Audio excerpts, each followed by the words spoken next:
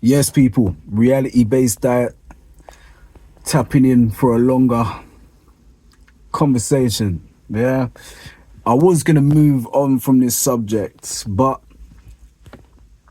many things have happened. You know, the Iranian conflict now with the US and Israel. After day one, we were, led to believe, yeah, that's it, that's that. But Israel has continued to target the Iranian presidential palace. That is mainstream news. Israel has seized land in Lebanon, not even Palestine now, Lebanon, right? Remember I was telling you about Lebanon? It was always going to be important. And, Trump is stating that this conflict, this war, is only going to last 4 to 5 weeks.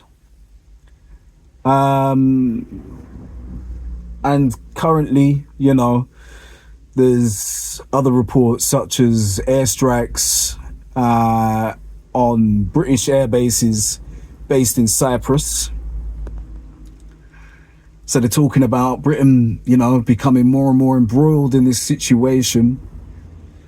There's also been talks of, not civil rights. There's also been talks that other countries are starting to pay attention, allies of Iran, right? Now, whether or not that is true, I have no idea, but there's always going to be that side of me that looks at a situation like this and sees it as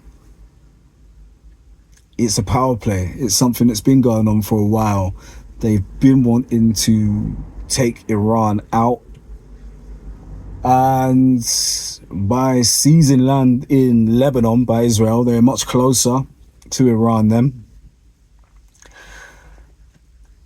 And like I said before, what does this mean for the people of Iran? I don't believe, I don't believe it's going to be a 4 to 5 week situation. I feel like whenever you try to put sort of timings on anything this big with so many moving parts, it's almost impossible to do that. Zelensky has come out and said that the flow of weapons to Ukraine is going to be affected by this. Not sure why that's relevant. Sure, there was meant to be peace treaties and peace talks that Trump headed ages ago for that as well, right? I say all this to say it is a spiritual war, right? It's a war in the physical. There are genuinely, people dying, bombs being dropped, missiles being launched. There's also been, for some reason, they're always reporting that any allied forces that get taken out or, casualties, it's always friendly fire. So we've still got that sort of problem in the West. Like we often get some fire and make it friendly. Yeah, man. The wheels of the machine are turning, and the wheels of the machine seemingly are trying to turn very quickly. So what does this mean? Does it mean that the powers that be? Does it mean that the enemy? Does it mean that the hidden enemy? Does it mean that the beast the beast that walks upright knows or is acknowledging that this is the final conflict? And like I said before, it's part of the conflict for your heart and minds. It's part of the battle for your heart and minds. The control of the narrative is part of the battle for your heart and minds, because without allowing self to feel compassion for what at some point may well be looked at as some sort of war crimes, you know, at some point may well be looked at as an illegal strike taken out a head of state in Iran. One day it may well be looked on that way, but currently it is not being discussed in any such way. Maybe some places. I think there's a reason, and it's quite telling that Keir Starmer is only willing to talk about there's planes in the sky. He's kind of like, yeah, right? But the fact is, the strikes on the UK base in Cyprus, was that friendly fire, right? We got a lot of friendly fire going on, but was that covert friendly fire in an attempt to draw the UK in? Not necessarily because America and Israel need their forces and the addition of their armies and navies, etc., and air forces, but more so they need the optics. They need the optics. They need to share the blame around. Who knows?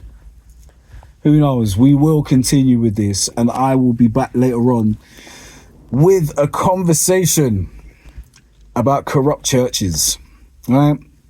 About corrupt churches, not just the ones, you know, within Christianity and Catholicism, but other religions as well, where the corruption is the corruption, whether it is money laundering, whether it is secretly having Satanism at the center of it, whether it is being part of a much wider sex trafficking ring, because these things have been brought to light. At the end of the day, there's tunnels found in New York, right? That's kind of that's kind of just disappeared, right? No one cares about that anymore. What the Ross Clark was the right? Who knows? But like I said to you before, people, we are knee deep in the battle for your heart and minds. We are knee deep in the beginning of the end times. And I'm not being apocalyptic. I'm not telling you this is the end of the world. But if you remember in the film Apocalypto, it's called Apocalypto, not because that's not the name of the main character, right? It's because their world, you know, the natives, their world came to an end when the colonizers arrived, regardless of whatever else was going on at the time, because they had their own practices, their own religions, their own so-called bloodthirsty ways about them. But the real end, the real apocalypse, i.e. the real end of their world, was the arrival of European people to their shores. Right then, I'm going to leave it there. I'm going to tap back in later on, and we're going to get into these corrupt churches and religious organizations. It's in the news, so I will not be speculating on a single thing, right? I might do it in a way where I can have my screen on the telly as well, but I probably won't. Right then, people, hold tight, everybody that's just trying to live, right? This whole spirit and your vessel thing being all out of whack because of Mercury retrograde, I feel you. But just keep your head up and keep it moving, yeah? One love to everyone on the planet. One love to everyone that may like what I do and watch, right? Big up yourself. Reality-based diets. Peace.